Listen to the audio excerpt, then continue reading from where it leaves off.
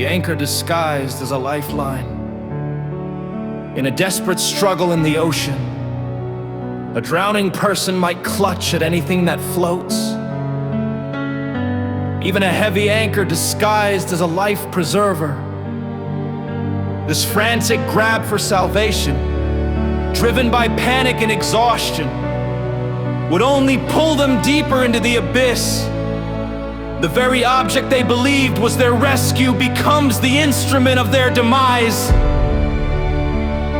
Metaphorically, this occurs when individuals, overwhelmed by what they perceived as a failing venture or personal crisis, act out of sheer desperation rather than clear judgment.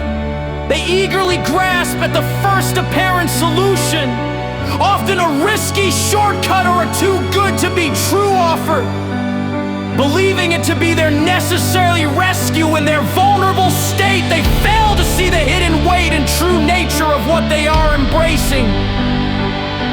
Case in point, those founders and affiliates are now rushing into those so-called life preservers because the ones tossing them are people that they recognized as someone they can trust. That's a big error in judgment, and they are going to regret who they thought was a life preserver was actually an anchor. Unscrupulous people excel at painting anchors to look like saviors, preying on this vulnerability with promises of easy salvation. They offer desperate individuals exactly what they think they need: quick cash, a guaranteed fix, or effortless success, while obscuring the devastating strings attached. This exploitation ensures that the victim, in seeking freedom, only shackles themselves to a new, deeper set of problems. The problem with certain founders and affiliates who are in situations they think are drowning them, and they urgently need someone to help get out of those situations.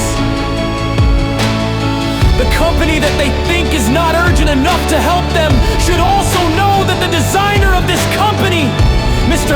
Ashmufareh, believes in patience with urgency. In the end, patience with urgency is the alignment of short-term actions with long-term values. It is the recognition that the most profound victories are not sprints, but marathons run with determined, consistent speed. It is the ultimate act of believing in a future that you are willing to work for, struggle for, and wait for, not passively, but with relentless, quiet urgency. Mr. Ashmufareh and his company are the real life preservers.